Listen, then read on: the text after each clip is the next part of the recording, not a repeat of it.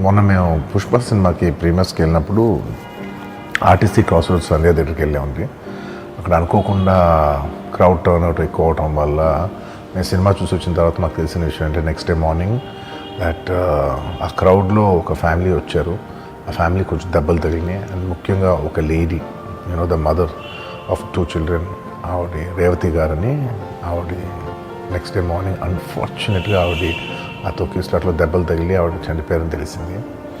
ఆ తెలియగానే మేము సుకుమార్ గారు మేమందరం మొత్తం ఎంటైర్ టీమ్ ఆఫ్ పుష్ప అందరం సడన్గా డిసప్పాయింట్ అయిపోయి ఒక షాక్లోకి వెళ్ళాము. ఎందుకంటే అసలు ఇట్స్ వెరీ అన్ఎక్స్పెక్టెడ్. ఎందుకంటే లాస్ట్ 20 ఏళ్ళుగా ఆల్మోస్ట్ అన్ని సినిమాలకి మెయిన్ థియేటర్కి వెళ్ళి సినిమా చూసి వస్తాం అనేది ఒక తెలియని ఆనవాయితీ లాంటిది. అండ్ ఇన్నేళ్ళుగా ఎప్పుడు జరగలేదు. సడన్గా జరిగేసరికి మేమందరూ కూడా చాలా డిసప్పాయింట్ అయ్యి చాలా షాక్లోకి వెళ్ళాం. ఈ న్యూస్ తెలిసిన వెంటనే ఆన్ ద ఫస్ట్ డే మేము కానీ ఎవరం కానీ టీం కానీ ఎవరం కానీ ఈ పుష్ప సెలబ్రేషన్స్లో యాక్టివ్గా పాల్గొనలేకపోయాం. We all feel very sad. ఎందుకంటే మేము సినిమా తీసేదే జనాలు థియేటర్కి వచ్చి ఎంజాయ్ చేయాలని. అలాంటి థియేటర్లో ఇలా ఒక ఇన్సిడెంట్ అయ్యేసరికి వి ఆల్ అది మాటలో చెప్పలేకపోతున్నా. Firstly, I would like to say condolences to the entire family. Motto Revati gar family ki condolences from me and the entire team of Pushpa. మేము ఏం చేసినా ఈ లాస్ మేము ఏం చేసినా ఎంత మాట్లాడినా this loss can never be covered. And మా సైడ్ నుంచి what we would like to say is that we want to tell you that we're emotionally there for you. మీకు ఏం కావాల్సిన మాకు కుదిరినంత శక్తిలో మీకు ఏ హెల్ప్ కావాలన్నా ఎలా కావాలన్నా we'd like to tell you that we'd like to be there for you. And నా తరపు నుంచి I'd like to donate an amount of rupees 25 lakhs. This is just as a goodwill gesture. అంటే నేను మీ వైపు I'm there for you. నా యాక్షన్స్లో చూడండి, నన్ను నమ్మండి, నేను మీకోసం ఉన్నాను అని ఒక జెస్చర్గా I'd like to give them 25 lakhs rupees for their future, to secure their future. And especially పిల్లలు ఉన్నారంట. So to tell them that I'll be there for them. వాళ్ళకి ఏ కైండ్ ఆఫ్ సపోర్ట్ కావాలన్నా కూడా will try to be there as much as possible అని ఒక good will జెస్చర్గా చేస్తున్నాం. And దీనికి జరిగిన మెడికల్ ఎక్స్పెన్సెస్, దీనికి సంబంధం లేకుండా దీనికి జరిగిన మెడికల్ ఎక్స్పెన్సెస్, మిగతా ఎక్స్పెన్సెస్ అంతా కూడా మేము we'd like to take care of it and keep you comfortable at this hour. ఎందుకంటే we understand it's a very difficult time for the family to deal with. And we'd like to do all the things to support you at this hour. And నా తరపు నుంచి, మా entire team తరపు నుంచి మీ అందరికీ we like to say condolences to the family. And నాదొకటే request, మేమంతా సినిమా తీసేదే మీరు థియేటర్స్కి వచ్చి బాగా ఎంజాయ్ చేసి మీ ఫ్యామిలీస్తో వచ్చి మీరు ఎంజాయ్ చేసి ఆ సెలబ్రేషన్స్తో మిమ్మల్ని పంపిద్దామని.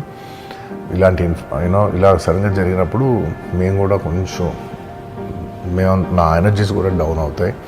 So our entire intentions is to provide a good entertainment for you in your lives. Please, my kind request is that when you go to theatres, please be a little careful. మంచిగా చూడండి, cinema చూడండి, enjoy చేయండి, వచ్చి please come back home safe. చివరికి ACP కోపం వచ్చేసి మిమ్మల్ని అందరిని తీసి లోపల వేయాల్సి వస్తుందని చెప్పిపోయి హీరోకు ఏసీపీ క్లియర్గా ఇద్దరు చనిపోయినరు. మీరు ఇక్కడ కూర్చుంటే థియేటర్లోనగా థియేటర్ బయట ఉన్న వేలాది మంది ఈ సినీ అభిమానులను మేము కంట్రోల్ చేయలేకపోతున్నాం. ల్యాండ్ ఆర్డరు, శాంతి భద్రతలు చేయి దాటిపోయినాయి. మేము లాఠీ చార్జ్ చేయాల్సిన పరిస్థితి ఉంది. మీరు దయచేసి వెళ్ళిపోండి, వచ్చిండ్రు చూసిన కదా వెళ్ళిపోండి అంటే, లేదు నేను సినిమా అయిపోయే వరకు ఇట్లే కూర్చుంటానని పోలీసులతో చెప్పిండని సిటీ కమిషనర్ నాకు చెప్పడం జరిగింది అధ్యక్ష.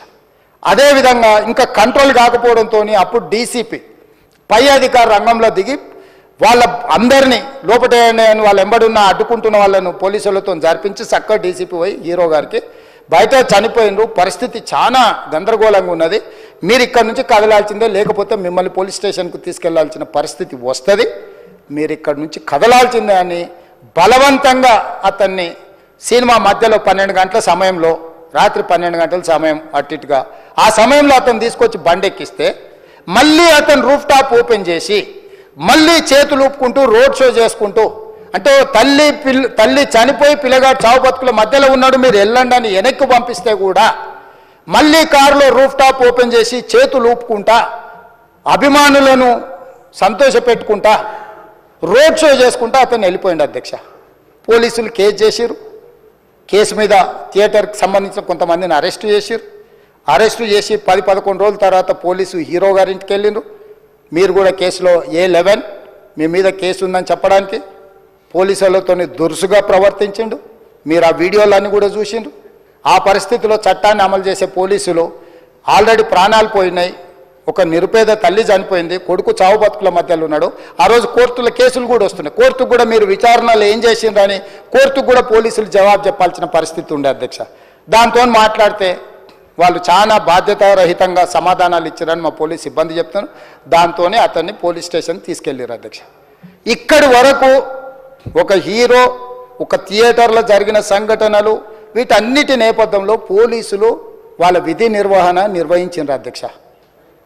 ఎప్పుడైతే అతను పోలీస్ స్టేషన్కు తీసుకెళ్ళిరో కొన్ని రాజకీయ పార్టీలు పైశాచికంగా ఎంత నీచంగా నన్ను తిట్టుకుంటా పోస్టులు పెట్టినరంటే, అంటే తెలంగాణ समाजంలో మలక్పేట్ बलाला साहब के कॉन्स्टिट्यूंसी के वोटर है उन लोग मलकपेट के छोटे नौकरी, उसका नौकरी अकबर साहब वो 30,000 नौकरी करता है, उसके परिवार में कोई कमाई नहीं है. एक एक टिकट 3,000 रुपये में खरीदा. वो बच्चा उनका फैन है बोल के उनके परिवार 12,000 रुपये रखकर 4 टिकट खरीद के पिक्चर को गए.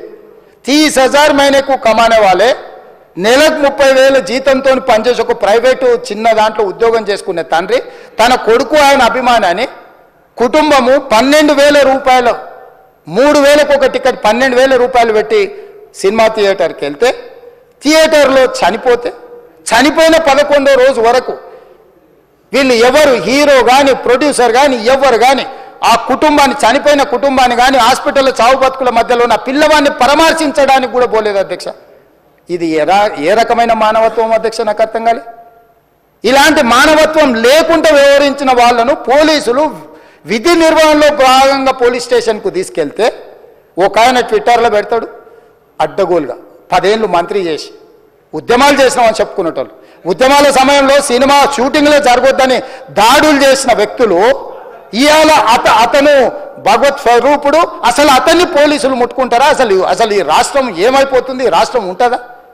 ఈ రకంగా రాజకీయ పార్టీలు అధ్యక్ష, రాజకీయ పార్టీలు ప్రజాప్రతినిధులుగా చనిపోయిన ప్రాణాల విలువ లేకుండా చావుకు కారణమైన ప్రత్యక్షంగా పరోక్షంగా అయిన వాళ్ళని పోలీస్ స్టేషన్కు విచారించడానికి పిలిస్తే కూడా అది కూడా తప్పుపట్టి ప్రభుత్వాన్ని బద్నాం చేయాలి, ముఖ్యమంత్రిని తిట్టాలని ఎంత నీచమైన భాష వాడినరు అధ్యక్ష. యూట్యూబ్లలో మీరు చూడండి. నాకేముంటుంది అధ్యక్ష? ఏంది ఆ సినిమాకు స్పెషల్ రిలాక్సేషన్స్ ఇచ్చి ఇవాళ సినిమా ఏదైతే వ్యాపారం చేసిందో సినీ పరిశ్రమను ప్రోత్సహించాలని మొదటి వారం అత్యధికంగా సినిమా ధరలతో టికెట్లు అమ్ముకోవడానికి, స్పెషల్ షోలు వేసుకోవడానికి, బెనిఫిట్ షోలు వేసుకోవడానికి ప్రత్యేకమైన అనుమతులు ఇచ్చింది నా ప్రభుత్వమే కదా, మా ప్రభుత్వమే అధ్యక్ష. సినీ పరిశ్రమను ప్రోత్సహించాలనే మా విధానం. ప్రోత్సహించే క్రమంలో తెలంగాణ ప్రజల ప్రాణాలు తీసుకుంటే కూడా వాళ్ళని ఏమనొద్దానంటే మీరు లా చేయండి అధ్యక్ష. మరి స్టేట్కు లా అథారిటీ ఉందో లేదో నాకు తెలియదు, కానీ star, film star, super stars or political stars is having some special privilege. If they murdered anyone also we need not to prosecute or otherwise we need not to book any case against these personalities అని మనం మీరు చట్టం చేస్తా అంటే సినీ ప్రముఖులకు కానీ రాజకీయ ప్రముఖులకు కానీ స్టార్లని ఫీల్ అయ్యే వాళ్ళ పట్ల ప్రత్యేకమైన చట్టం ఉంటుంది. వాళ్ళ మీద కేసులు పెట్టొద్దని మీరు ఏమైనా చట్టం చేస్తే ఆ చట్టం అమలు చేస్తాం అధ్యక్ష. ఈ రోజున్న డాక్టర్ బాబాసాహెబ్ అంబేద్కర్ ఇచ్చిన చట్టం ప్రకారము దీనికి కారణమైన వాళ్ళను ప్రత్యక్షంగా పరోక్షంగా కారణమైన వాళ్ళందరి మీద కేసులు కట్టి పోలీసులు విచారణ చేయాల్సిందే, బాధితులను శిక్షించాల్సిందే అధ్యక్ష.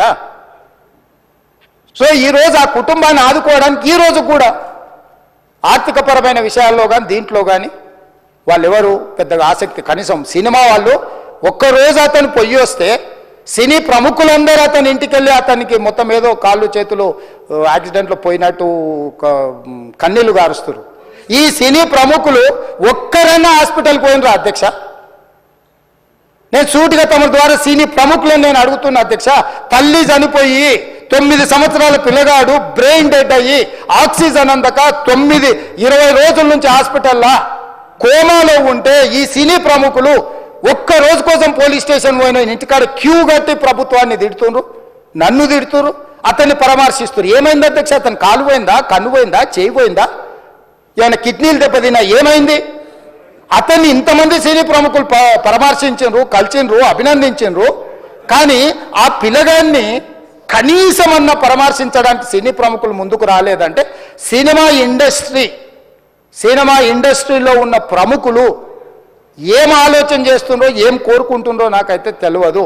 100% जो भी अकबरुद्दीन ओवैसी साहब ने जो मुद्दा उठाए, वो मुद्दा के लिए मैं ये बात कह रहा हूं, सचमुच बोल रहा हूं, ये शर्म की बात है. 20 दिन के बाद भी इतने, एक दिन के लिए उनको पुलिस स्टेशन को लेकर गए तो हाई कोर्ट भी इमीडिएट अजर्नमेंट मोशन, लंच मोशन ले लिए, उनका बेल भी दे दिए, सब कुछ है. आधी रात को 11-12 बजे अपने लोग बोल रहे थे जेल का दरवाजा खोलो, 12 बजे उनको छोड़ो. अरे भाई कहां है प्रोविजन? कहां से छोड़ू मैं? कोई मेरा घर का मामला नहीं है. मेरा घर का मामला है तो मेरा गेट निकाल के आने वाले जाने वाले को मैं बोल सकता हूं. जेल का दरवाजा मेरा हाथ में नहीं है, कानून के हिसाब से चलाने का है मेरे को. रात 12 बजे अरे वो फिल्म स्टार है उसको छोड़ दो. भाई अगला दिन मैं रहे तो ना फिल्म स्टार को छोड़ने के लिए. अगर आधी रात को 12 बजे किसी को जेल से छोड़ने का कोई लॉ है तो बोलो, मैं भी लागू करता हूं. तो इसीलिए ये इतने फिल्म स्टार कोई भी दवाखाना तक नहीं गया, छोटे बच्चे को नहीं देखा अकबर साहब. ये अफसोस की बात है, शर्म की बात है. सचमुच बोल रहा हूं मैं. अगर मैं वहां पर जाके देखने के लिए मैं पूरा स्टाफ और मेडिकल एंड हेल्थ सेक्रेटरी, मेरे कमिश्नर, सब टीम को मैं डिप्लॉय कर दिए. सीता और अपने कमीशन चेयरपर्सन सब लोगों को वहां भेज के मैं continuously I am monitoring that boy health condition. So ये कैसे, कहां जा रहे हैं हम लोग? भाई उन लोगों को जिम्मेदारी दी नहीं है, हम समझ भी सकते है नहीं है वो बात अलग है. मगर कुछ पॉलिटिकल पार्टीज 10-10, 20-20 साल जो रिप्रेजेंट किए, मंत्री किए, वो लोग मुझे गाली दे रहे हैं. उसके ऊपर कैसा केस लगाते हैं? वो मेरा दोस्त है. भाई आपके लिए, आपके दोस्त के लिए कोई नया कानून बनाना है तो बनाओ, देखेंगे. अरे आपके दोस्त रहे तो 12 खून माफ है क्या? मेरा भाई के लिए भी माफ नहीं है, आपके लिए कहां से माफ करूं मैं? मेरा परिवार के लिए भी कोई नया कानून नहीं है. स्पीकर साहब, मैं ये कुर्सी में बैठा हूं, जो कानून है डॉक्टर बाबा साहब अंबेडकर जी ने जो कानून दिए, कानून के हिसाब से हम सरकार चलाएंगे. जो अकबर साहब ने जो बात लिखा, कुछ प्राइवेट डिस्कशन है, कुछ पब्लिक विजुअल्स है. जो पब्लिक विजुअल्स में वो वापस जाते वक्त भी हाथ हिलाया, रोड शो किए, आने से पहले किए, जाने से समय पर किए, पुलिस वाले भी उसको जल्दी जाने के लिए कोशिश प्रेशर किए, सब कुछ सच है. मगर उनको तो बेल मिल गए. अभी कानून तो हम मानना ही पड़ता.